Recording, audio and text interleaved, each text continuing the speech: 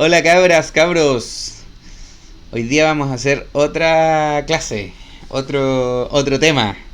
Un tema que sorprendentemente me obsesiona. Hoy día vamos a hablar nada más y nada menos que de Don Jesus. Jesus Christ.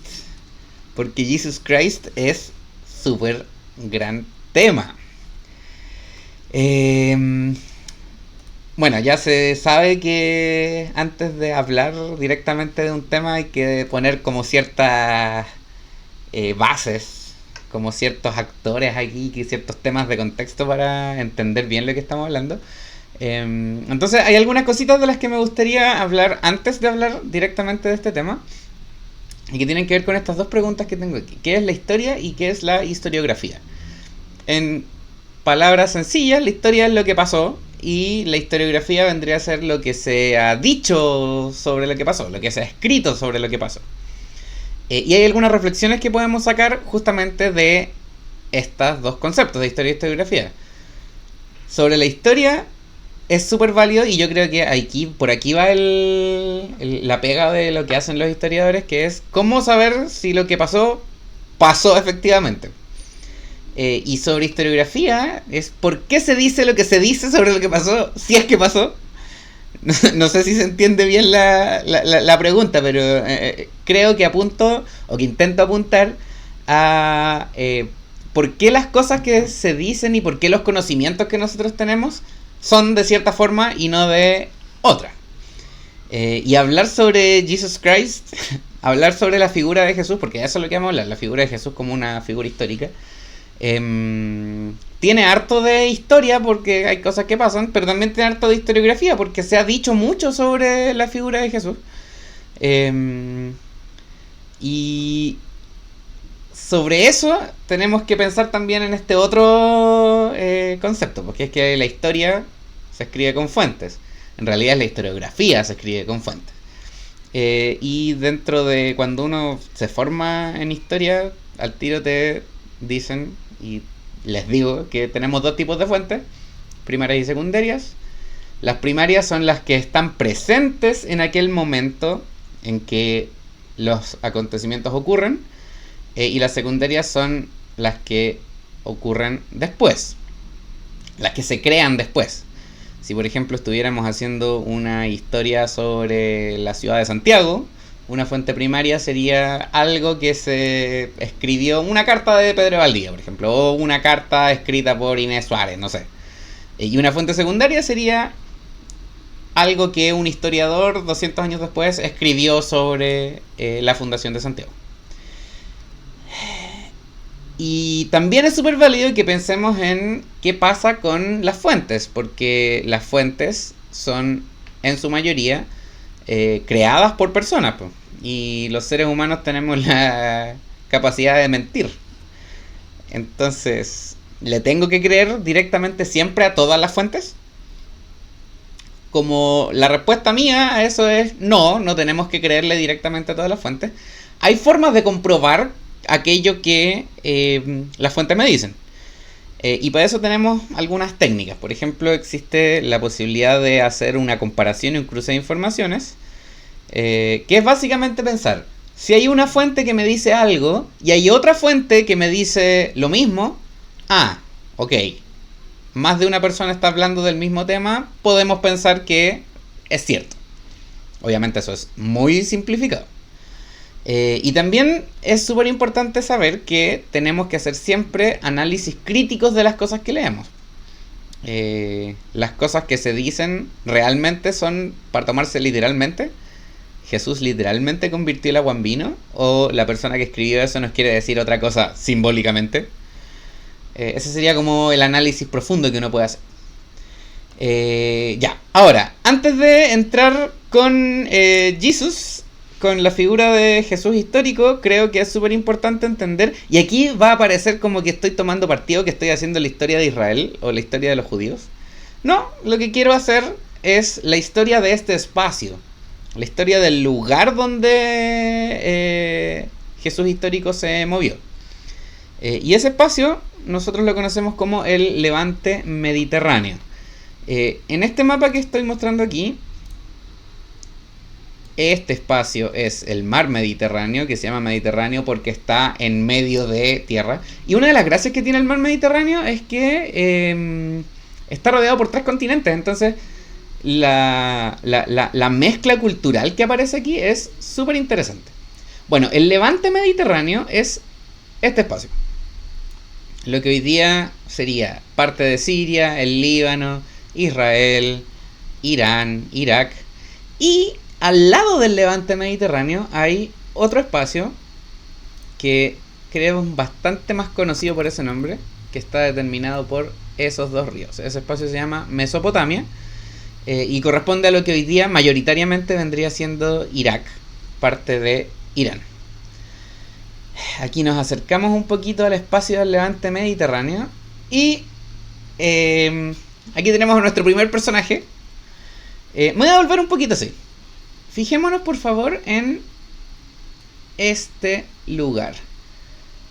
Está en un contexto bastante desértico. Aquí al sur tenemos Arabia Saudita. Pero alrededor de los 2 ríos que están aquí, que son el río Tigris y el río Éufrates, tenemos espacios que se ven un poco más verdes. Estos son espacios muy extremadamente fértiles. De hecho, a este espacio nosotros lo conocemos como la media luna fértil o el creciente fértil.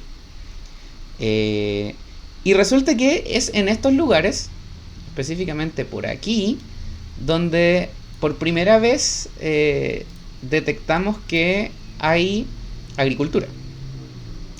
De hecho, se dice que la civilización comienza en este lugar. No vamos a entrar tanto en ese detalle, pero quedémonos con el hecho de que este espacio, todo este lugar, está poblado desde hace muchísimo tiempo prácticamente desde el Neolítico. Y no solamente eso, es un espacio que culturalmente ha estado en desarrollo desde muy temprano. Bueno, en este lugar hay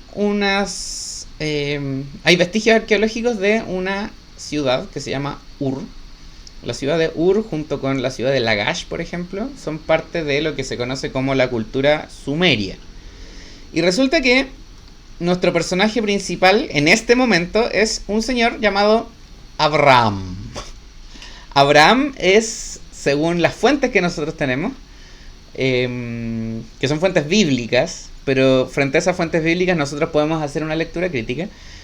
Abraham vendría siendo un pastor nómade que se mueve desde la ciudad de Ur hasta otro lugar que está por aquí, que tradicionalmente lo conocimos como Canaán.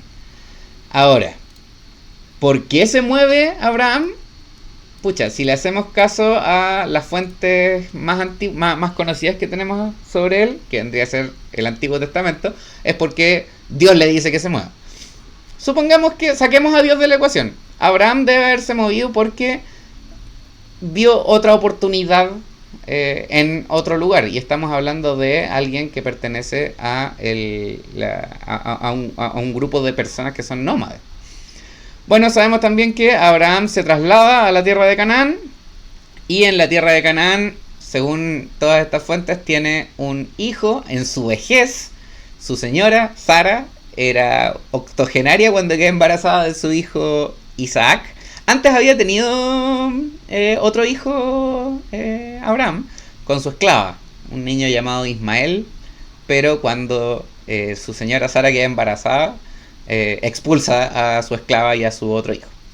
Bueno, de hecho los musulmanes dicen que son descendientes de este Ismael.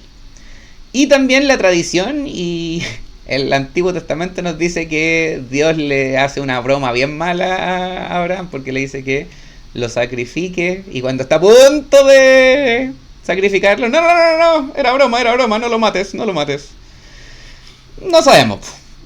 Insisto, análisis crítico. Isaac tiene 2 hijos, Esaú y Jacob. A Esaú no nos interesa mucho. Jacob tiene 12 hijos, 12 hijos varones. Y el que nos interesa es este señor de aquí, que se llama José. ¿Por qué nos interesa? Porque, bueno, la Biblia y el Antiguo Testamento nos dicen que él era el hijo favorito de José y que sus hermanos simplemente quisieron tirarle un pozo para que se muriera. Pero en vez de morirse, él llega a Egipto. Y en Egipto le va bastante bien. Y según la tradición y el Nuevo Testamento, insisto, sus hermanos después un poco arrepentidos y tratando de buscar paz interior, llegan a Egipto y se establecen y lo reconocen. Bueno, eso no nos consta. Lo que sí nos consta es que en algún momento, de alrededor del 2000 probablemente antes de Cristo, hay una comunidad hebrea, porque ese es el nombre de este pueblo nómade, hay una comunidad hebrea muy importante viviendo en Egipto. Estando en Egipto, al parecer algo se les pide a los... Ahí me adelanto un poquito. Se le pide a los hebreos que empiecen a participar de la construcción de varias obras. Ahora, es súper fácil para nosotros pensar que los egipcios tomaron como esclavos a los hebreos. Eso es súper relativo porque el conocimiento que nosotros tenemos hoy en día sobre los egipcios es que tenían un concepto súper diferente al tradicional de lo que era la esclavitud. Y de hecho, no hay casi ninguna evidencia de que las pirámides hayan sido construidas por esclavos. Los trabajadores que llevaban las piedras de las pirámides eran los trabajadores de temporada que durante ciertas épocas del año se dedicaban a la agricultura y durante las otras épocas del año se dedicaban a la construcción. Ellos tenían gremios, recibían sueldos. No estoy diciendo que lo pasaran espectacularmente bien y que los trataran con el pétalo de una rosa, pero la esclavitud tenía otra noción en Egipto. Bueno, según la tradición del Antiguo Testamento, el pueblo hebreo sigue a este señor llamado Moisés. Salen de Egipto con la misión de volver a la tierra original de ellos, que sería Canaán. Se demoran 40 años al parecer. Moisés se muere y lo reemplaza un señor llamado Josué. Josué llega con el pueblo hebreo a la ciudad de Jericó. Hay una historia súper graciosa de cómo toman Jericó, porque simplemente Josué les dijo que empezaron a caminar alrededor de la ciudad. A todo esto, Jericó existió.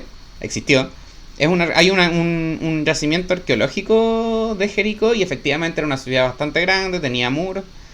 La historia en el Antiguo Testamento dice que Josué y los hebreos empezaron a caminar alrededor de las murallas de Jericó y en algún momento Josué les da la señal y todos gritan y las murallas se caen. Lo que es muy inverosímil. Lo que sí sabemos es que eventualmente los hebreos van a establecerse en Canaán. Estas son algunas partes de las ruinas del sitio arqueológico de la ciudad de Jericó. Y eventualmente los hermanos de José y el José mismo forman tribus que se reparten el territorio de Canaán. Y se establecen en ese lugar. De ahora en adelante voy a empezar a decir Israel, pero no por un tema de que considere que Israel está ahí porque tiene que estar, es por un tema de facilitar el entendimiento. Vamos a decir Israel sin ningún afán político ni nada. Durante la época, al principio de este establecimiento de las tribus en el territorio de Israel o de Canaán, el pueblo hebreo es gobernado por unos personajes llamados jueces. El más famoso de ellos es Sansón, que ahí lo vemos tratando de limpiarle los dientes a un león, parece. Bueno, Sansón en la historia es bien conocida, de que él tenía fuerza y que la fuerza radicaba en el pelo, bueno, lo que sea.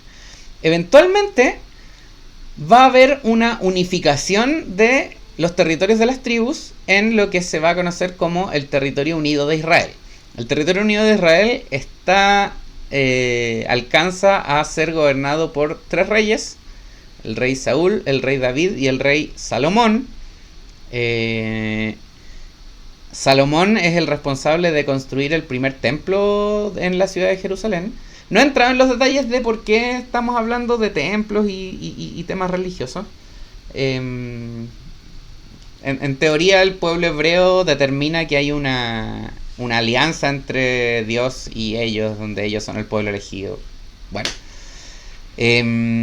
eventualmente Salomón muere y a la muerte de Salomón no hay capacidad política de mantener el reino de Israel unido, por lo tanto se divide en dos reinos más pequeños, uno llamado Reino de Israel al norte, que agrupa a 10 de las tribus hebreas originales, y otro llamado Reino de Judá, que agrupa a 2 de esas tribus.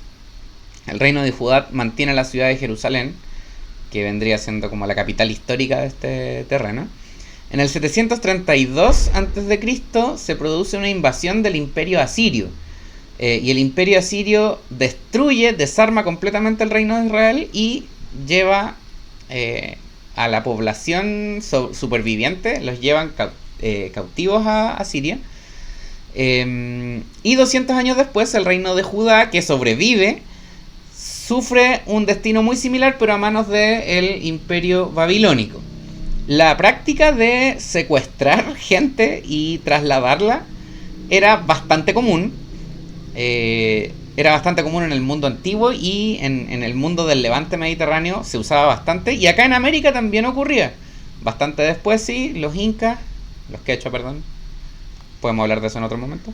Tenían la práctica del mitimae, en donde se tomaba una población, se la llevaba a otra parte para que trabajara. Y ahí la pregunta que uno podría hacerlo: ¿para qué hacen esto? Bueno, es para que se desarrollen, para que queden con pocas ganas de volver a su lugar de origen.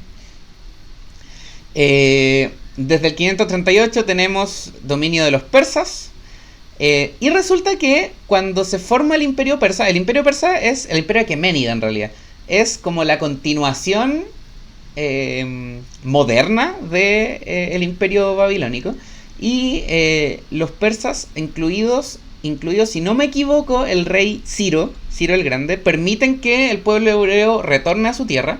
Y cuando retornan, hay un personaje que se llama Esdras. Esdras es el reformador del pueblo hebreo, y desde Esdras en adelante podemos hablar ya del judaísmo más bien clásico. Después de estar dominados por los persas, son conquistados por Alejandro Magno y entran a formar parte de la cultura helenística. Y después del imperio Seleucida. Seleucida es la denominación del imperio que se forma a partir de Seleuco, que es uno de los amigos y generales de Alejandro Magno, después de la muerte de Alejandro.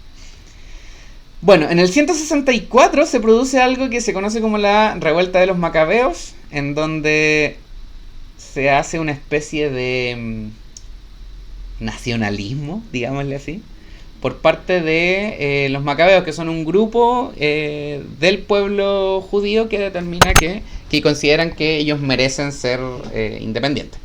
La revuelta de los macabeos funciona más o menos porque efectivamente después de la revuelta de los macabeos hay una pseudo independencia del pueblo de Israel, hasta que Pompeyo Magno, general romano, conquista en más o menos el 60 a.C., conquista esta zona, se convierte en provincia romana, y empieza a ser gobernada por la familia de los Asmoneos. Los Asmoneos son muy conocidos porque todos se llaman Herodes. Entonces tenemos Herodes el Grande, Herodes Antipas, Herodes Agripa, etcétera, etcétera, etcétera. Este Herodes, que es ese señor de ahí, nosotros lo conocemos porque él fue quien primero reconstruyó el templo de Salomón, que había sido destruido después del cautiverio en Babilonia, y también es el que manda a matar a las guaguitas de menores de 2 años por temor a que iba a llegar un nuevo rey supuestamente a destronarlo. Eso no sabemos si ocurrió efectivamente, pero los evangelios dicen que sí pasó durante lo que se conoce como la matanza de los inocentes. Bueno, ahora vámonos con el tema. Esta larga introducción la hago para dos cosas. Primero, para entender cómo funcionaba un poco este espacio. Estamos hablando de un espacio políticamente muy inestable, pero también, y esto es lo que yo creo que es más interesante, es un espacio que ha estado ocupado desde hace mucho tiempo. Y cuando llegan los romanos, cuando llega Pompeyo y trae la civilización a este lugar, en realidad eso para el pueblo judío no significa mucho, porque una de las digamos así, tácticas que tenían los romanos para ocupar ciertos espacios, era que le daban al pueblo avances romanos. Pues les construían acueductos, les ponían calzadas, les construían ciudades. Bueno, el objetivo de eso era como impresionar a estos nuevos conquistados y que se sometieran más fácilmente a los romanos. Ya, eso aquí no funciona, porque el pueblo judío conoce la cultura y la civilización desde hace muchísimo tiempo atrás. Entonces cualquier cosa que los romanos le estuvieran dando, para ellos no significara mucho. Entonces, finalmente, después de esta introducción, vámonos con el tema de este Power, que es: ¿existió Jesús efectivamente?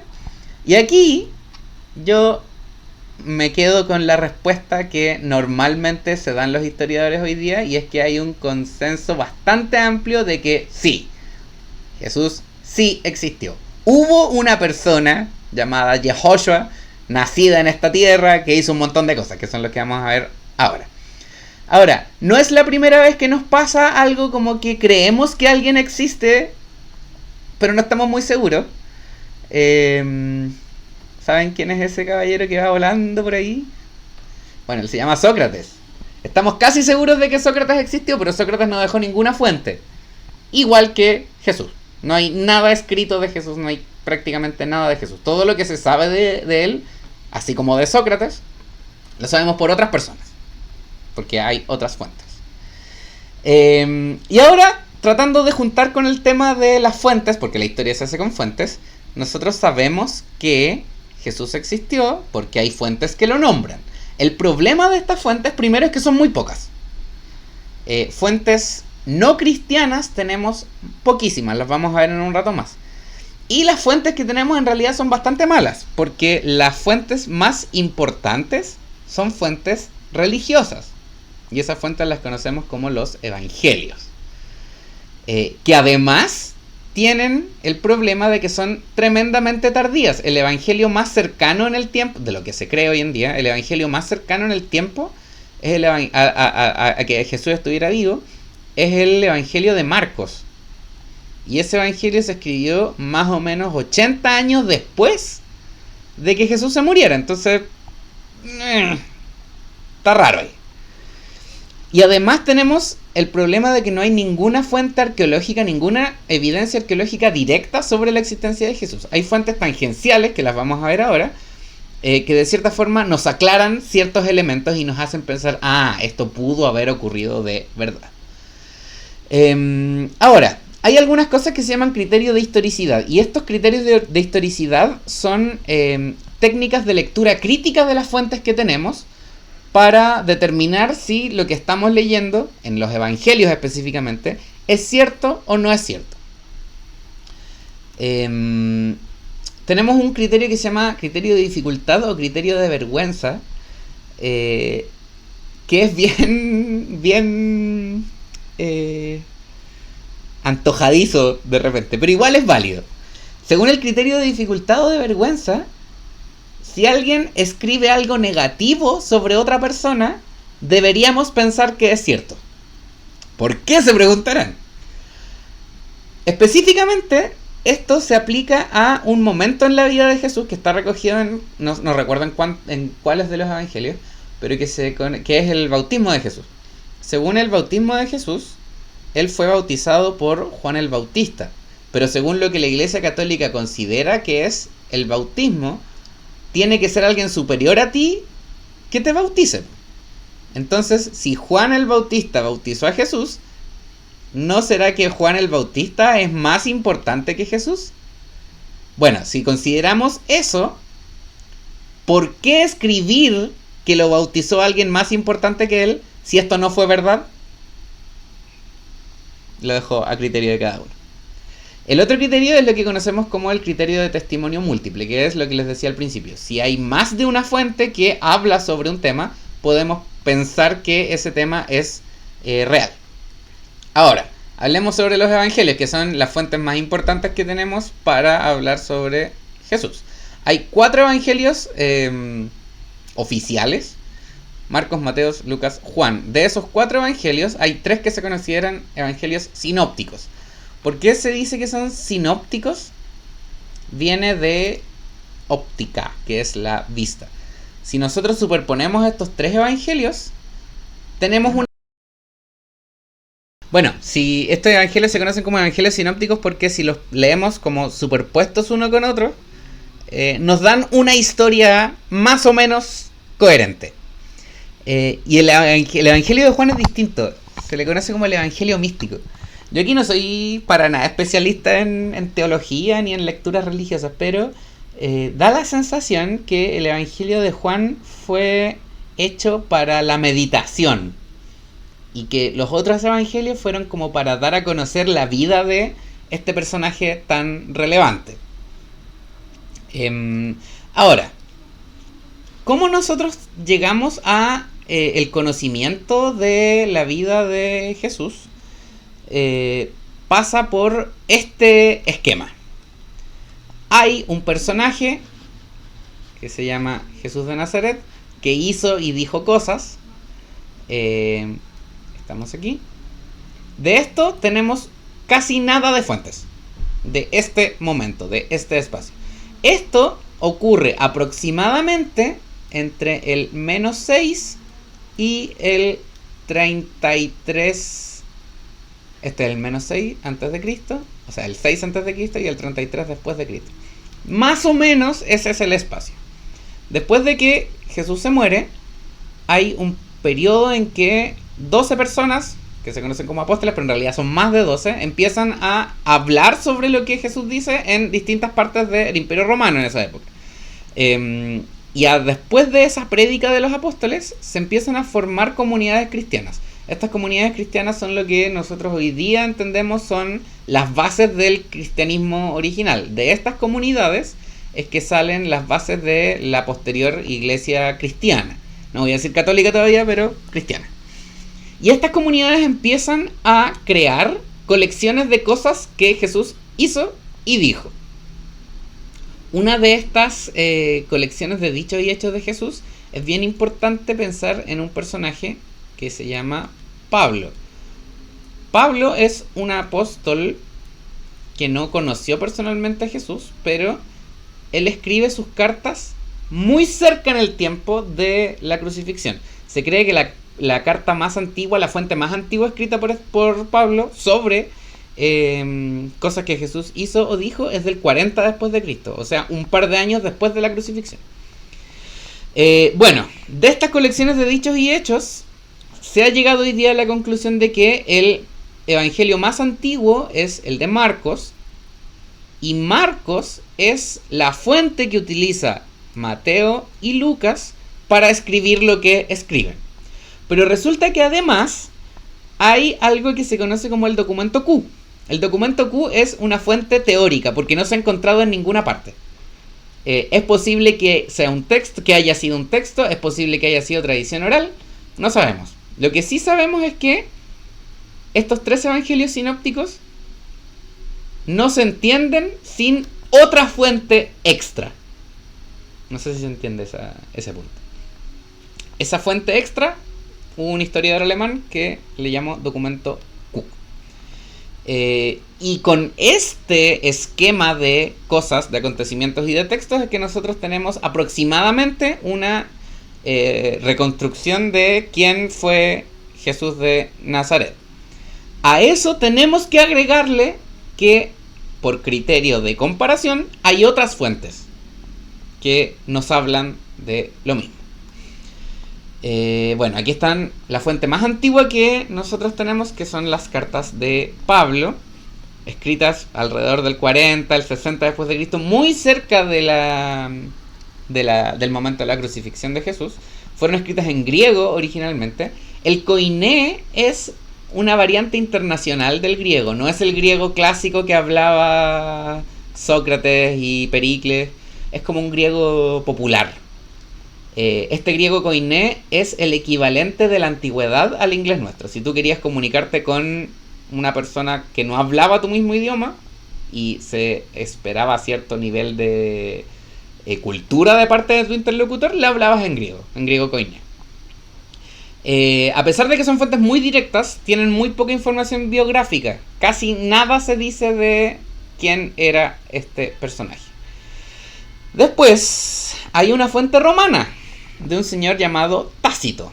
Tácito es muy conocido porque él es una de las primeras personas que hace un análisis crítico de quiénes eran los germanos.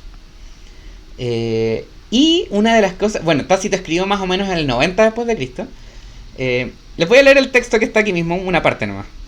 Él habla sobre que hay un emperador, Nerón, que dice que culpó e infligió las torturas más exquisitas a una clase odiada por sus abominaciones, quienes eran llamados cristianos por el populacho.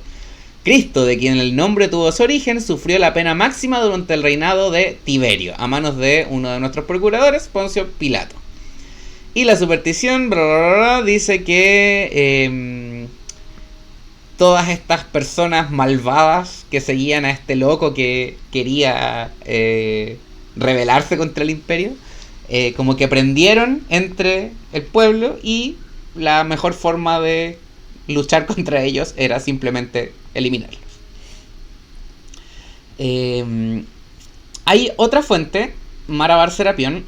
Este tipo era un filósofo, al parecer originario de Siria, pero de la Siria romana. Y menciona en una carta que le escribe, ¿qué ventaja obtuvieron los judíos cuando condenaron a muerte a su rey sabio? Eso es todo. Ese rey sabio nosotros interpretamos hoy en día que es Jesús. Suetonio es otro historiador romano. Él escribe una biografía de los 12 primeros césares, desde Augusto en adelante, y habla de que los seguidores de Cresto fueron expulsados de Roma porque eran muy revoltosos, y que los cristianos fueron torturados porque estaban llenos de supersticiones. Hay que entender que los paganos para nosotros era la religión oficial en ese momento. Entonces Jesús era el que estaba predicando y los cristianos estaban predicando herejías. Plinio el Joven es otro historiador romano donde habla, él le manda una carta al emperador Trajano y le pregunta así, más o menos, ¿sabes que tenemos estos tipos que están aquí como molestando, que siguen a un tipo medio loco, que hablaba algo de un dios único, mira las tonteras que hablaba, ¿será conveniente que los juzguemos? Y Trajano le dice, sí, sabe que es súper conveniente que los juzguemos. Y eso es todo. Son fuentes extremadamente breves, pero por criterio de historicidad nosotros podemos pensar, como hablan de él, entonces podemos asumir que es cierto. Además, pensemos que Plinio, Suetonio, Barserapión y Tácito no son cristianos, son paganos. Entonces, si estoy hablando de algo que desprecio, ¿por qué voy a hablar de eso si es mentira? Y Flavio Josefo es un historiador judío romano. Él era de religión judía, pero era ciudadano romano. Él menciona 2 veces a Jesús. En el capítulo 18 de una de sus obras, que es Las Antigüedades Judías, él habla de que a Jesús lo matan, y un poco después dice que hubo un hermano de Jesús que también lo mataron. Y eso es todo. Ok. ¿Qué podemos asumir de Jesús como real? Varias cosas. Primero, lo más probable es que se viera algo como eso. ¿Por qué motivo? Porque él nació en la zona de Judea, donde étnicamente la gente se veía así. Sabemos que nace alrededor del año 6 a.C. ¿Por qué sabemos eso? Porque sabemos que él nació, por las fuentes nos dicen que él nació durante el reinado del rey Herodes, perdón, el tetrarca de Galilea, el tetrarca de Galilea, creo que era Galilea, pero el tetrarca Herodes el Grande, que murió antes de Cristo.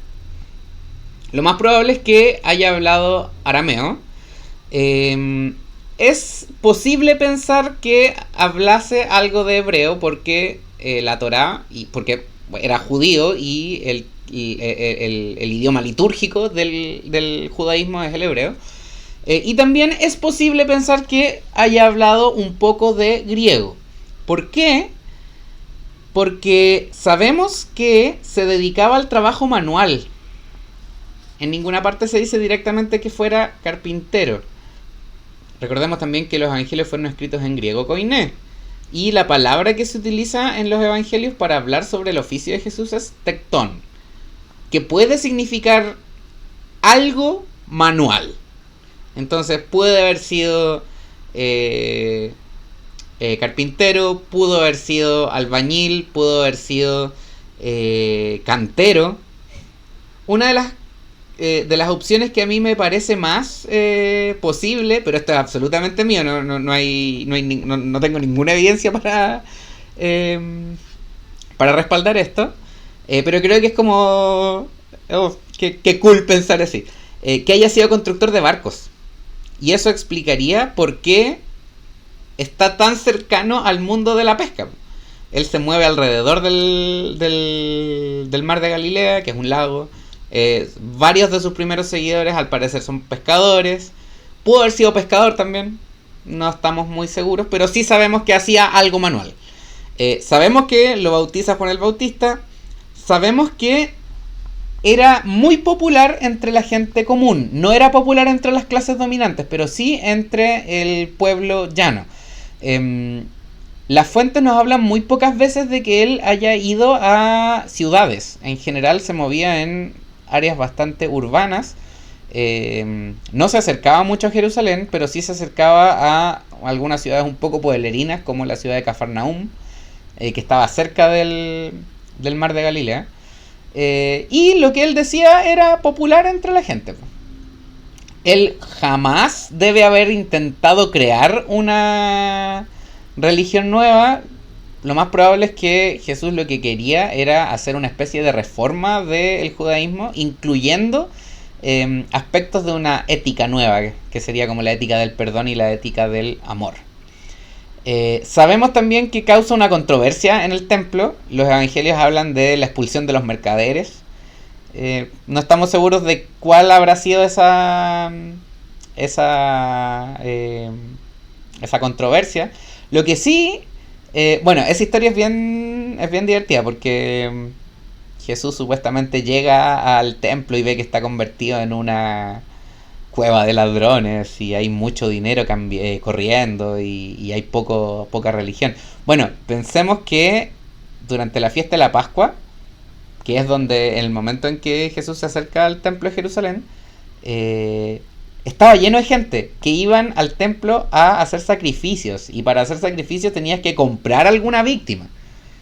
O sea, constantemente aquí se estaba haciendo compra y venta de animalitos, de pichones, de ovejas, de corderos, de cosas así. Y durante la fiesta de la Pascua se hacían muchos asados, porque uno dice, oh sí, la solemnidad de la Pascua. Loco, la solemnidad de la Pascua era un carrete gigante que ocurría en Jerusalén. Entonces, el templo de Jerusalén debe haber sido una cosa muy hedionda, muy llena de gente, llena de... yo siempre me imaginaba así como el piso lleno de sangre, mugre por todas partes.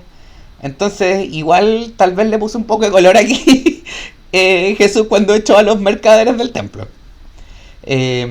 Sabemos también que las élites religiosas judías no lo aceptaban, justamente porque él era popular entre la gente común y porque quería reformar el judaísmo. Eso generalmente a los conservadores, cualquier cosa relacionada con reforma no les gusta. Sabemos también que lo juzgan y lo condenan a muerte más o menos a sus 36 años. Eso es lo que nosotros podemos decir más o menos con seguridad sobre Jesús de Nazaret. Ahora, hay otras fuentes que nos hablan de esto y que nos hacen reafirmar y pensar que efectivamente Jesús existió. Una de ellas es lo que conocemos como la piedra de Pilatos. La piedra de Pilatos es una de las dos, si no me equivoco, fuentes arqueológicas que confirman que Poncio Pilato existió. Una de ellas es esta piedra. Aquí casi no se nota, pero si ponen atención, ahí tenemos una P, L, A, Pilatus. Es una piedra que se encontró en la ciudad de Cesarea, si no me equivoco. Sí, creo que es Cesarea. No estoy totalmente seguro, perdón. Que tiene una inscripción Una inscripción, al parecer, muy común, que decía algo así como: en esta época el jefe era Poncio Pilato. Ahora, si está la piedra que dice Pilatus, nosotros podemos pensar: ah, ok, este personaje existió. Y los evangelios que lo nombran, entonces están basados en algo real. La otra evidencia arqueológica de la existencia de Pilato es un anillo, un anillo muy así chiquitito, que debe haber sido como una especie de sello de cera. Esto yo lo encuentro pero fenomenal. Esto se llama, el grafito de Alexámenos es un graffiti. Es eso, un rayado en la pared donde alguien se está burlando de el pobre Alexámenos. El graffiti ahí no se nota mucho, pero si remarcamos, esto es lo que nos queda. ¿Y qué dice ese texto? Dice: Alexámenos adorando a su Dios. Y tenemos a un crucificado con cabeza de burro. Porque seguramente, bueno, a los romanos les encantaban los grafitis. La ciudad de Roma estaba llena por todas partes de rayados con mensajes. Entonces no es tan sorprendente que alguien se estuviera burlando de Alexámenos, el pobre Alexámenos y su Dios. También existe algo que se llama el Osario de Santiago, que igual esto es como bien inverosímil. Esta es una caja que tiene una inscripción que dice: Santiago, hijo de José, hermano de Jesús. Eso. Sabemos también por los evangelios que el papá de Jesús era José. Sabemos que a la iglesia no le gusta mucho pensar que Jesús tenía hermanos, pero tal vez no será posible pensar que José había estado casado antes y que tuvo hijos con otra señora antes de María. Puede ser. Aquí yo, ¿por qué incluyo esto como evidencia, comillas? Porque son demasiadas las coincidencias. En los evangelios se habla de hartos Santiagos, se habla de que hay un José, en algún momento se habla de: está tu hermano ahí afuera. Puede ser. Cerca de Jerusalén está este lugar llamado la piscina de Siloé, que se nombra en los evangelios, y cuando se encuentra el yacimiento también nos confirma, pues, este lugar donde supuestamente Jesús le devolvió la vista a un ciego existió. Entonces, nuevamente, los textos están basados en cosas reales. Y esto yo también lo encuentro muy, muy interesante. Yehohanan, el talón crucificado. Esta es la única evidencia que se tiene, la única evidencia corporal de una crucifixión. O sea, los evangelios dicen: a Jesús lo crucificaron. Encontramos un esqueleto de un crucificado. ¿Es posible que Jesús lo hayan crucificado? Sí. También es bien interesante porque, a pesar de que tenemos el cuerpo completo, solamente hay un clavo, y ese clavo corresponde a un talón. Y el clavo no entraría por el empeine del pie, sino que por el lado. Lo cual también es bien poco conocido realmente cómo se hacían efectivamente estas crucifixiones. Hablemos ahora sobre el juicio a Jesús. Es bien interesante, yo no soy abogado, tengo un hermano abogado. Aquí hay un conflicto de jurisdicciones. Porque ¿quién quiere matar a Jesús? El Sanedrín. ¿Y qué es el Sanedrín? Es como el organismo legislativo de los judíos. Ahora, el Sanedrín, según la ley romana, no puede condenar a muerte. Por lo tanto, la condena tiene que venir de la autoridad romana. Ahora, hay un montón de irregularidades que se sabe que ocurrieron durante el proceso que el Sanedrín le hace a Jesús. Primero, lo toman preso de noche, que supuestamente no podía hacer.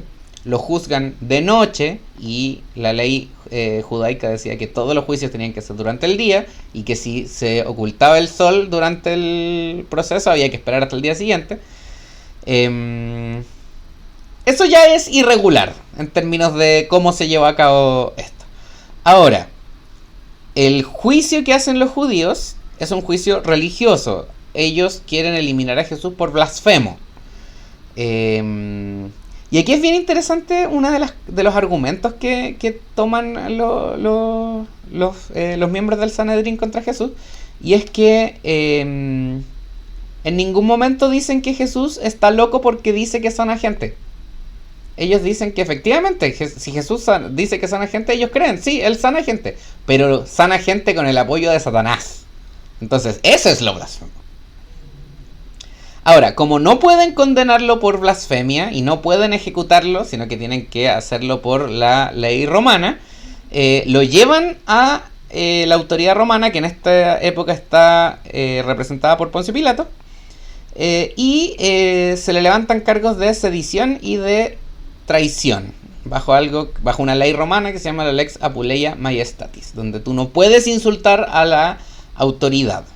En este caso se utiliza el argumento de que él dice que es el rey de los judíos y que eso sería una especie de atentado contra la dignidad imperial del emperador Tiberio en ese momento. Hay harta prevaricación aquí. Insisto, yo no soy abogado. Tengo entendido, y puedo estar muy equivocado, qué vergüenza para mí decir esto, pero tengo entendido que una prevaricación es cuando el juez falla para protegerse a sí mismo.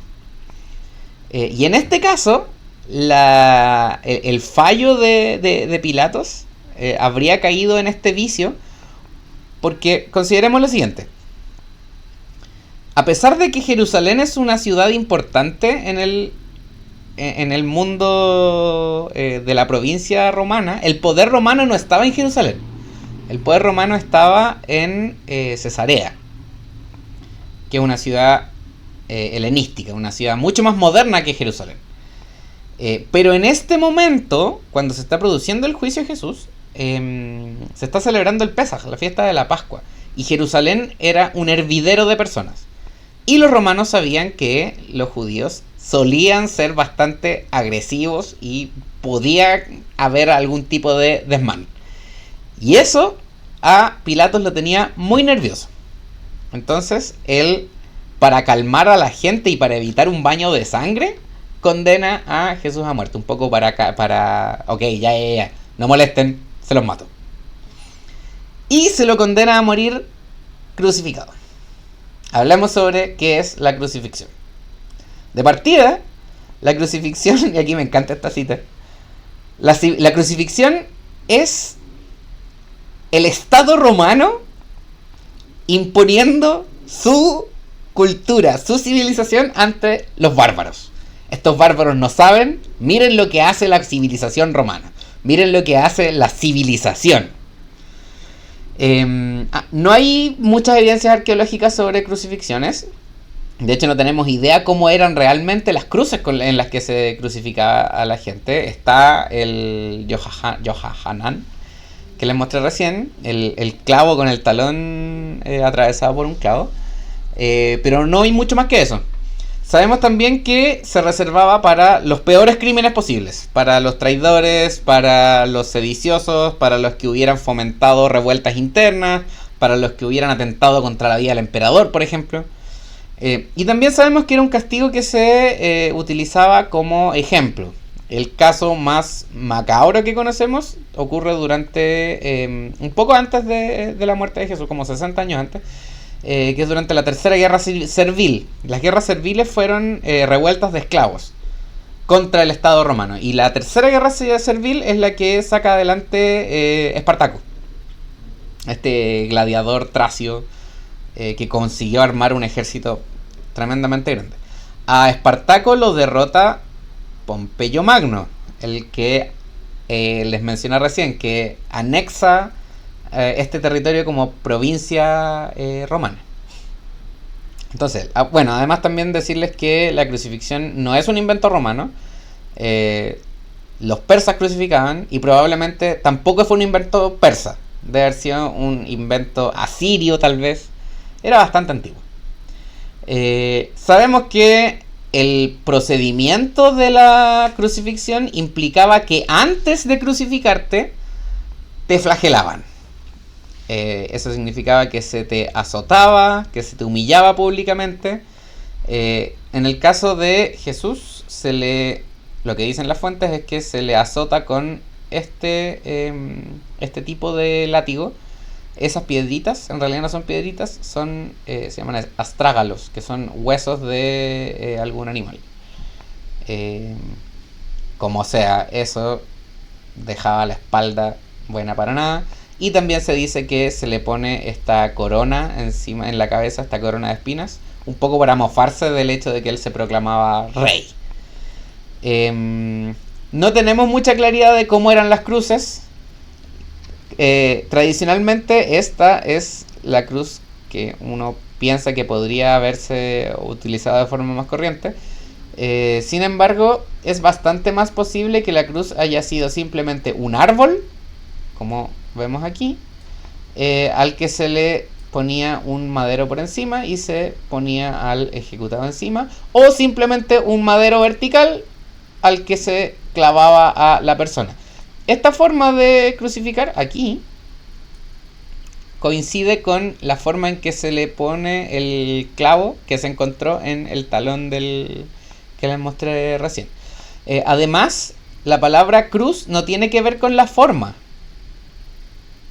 La palabra cruz viene de cruciare, que significa torturar. Entonces, no es la forma, como diría el progresismo. Bueno, tenemos a Jesús clavado a la cruz. ¿De qué se muere?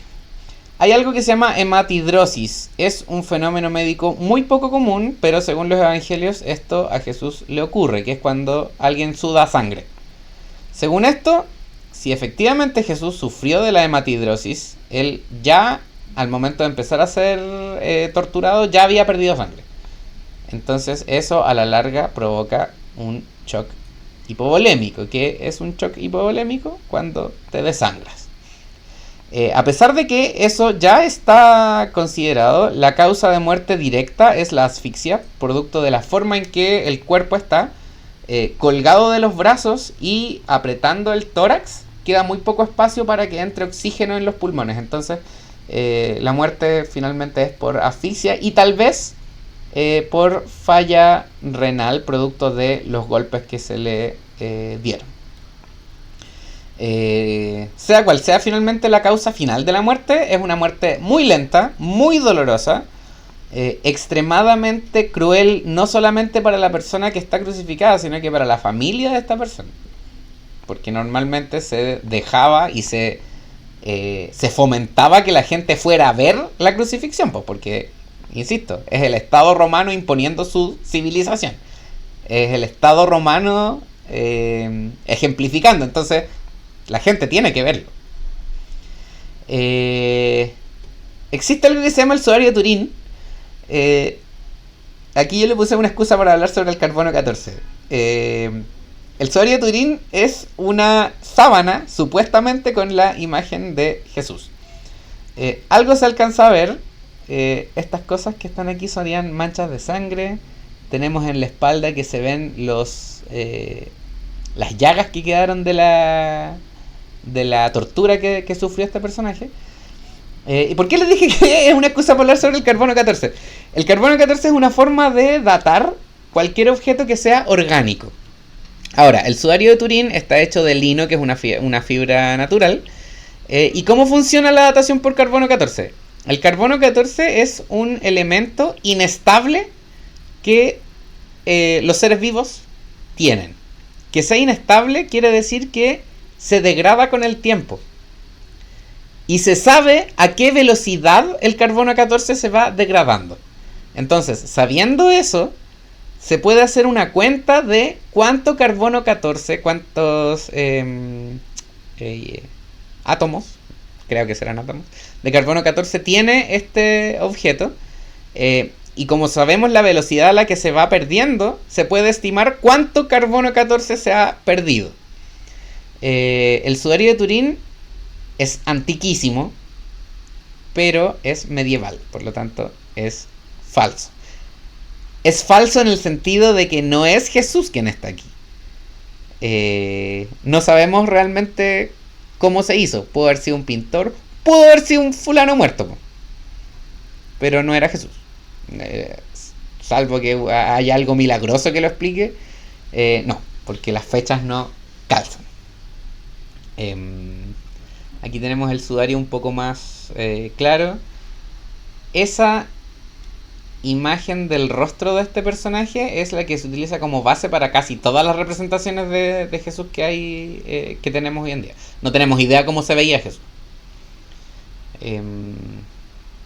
Eso es la base de ahora en adelante. Como reflexiones finales de esto, creo que, y a mí me fascina este tema, porque me parece extremadamente curioso cómo una persona puede ser tan influyente. Cómo una persona y cómo las ideas de una persona pueden tener el efecto que tuvieron en el mundo occidental. Yo creo que Jesús existió, yo creo que fue alguien que quiso decir algo, y creo que la gente que lo rodeaba creyeron, tomaron su mensaje, les gustó su mensaje, intentaron vivir de acuerdo a ese mensaje, y también creo que probablemente 200 o 300 años después de que estas personas están pasando el mensaje entre ellos, a alguien se le ocurrió que podía ganar muchísima plata con estas mismas ideas. Pero esa es mi opinión. Espero que haya gustado esta brevísima exposición sobre una de las figuras que yo considero más trascendentes en la historia de la humanidad reciente. Ojo con eso, humanidad reciente. Eso, cabros. Espero que les haya gustado. Nos estaremos viendo. See you later, alligator.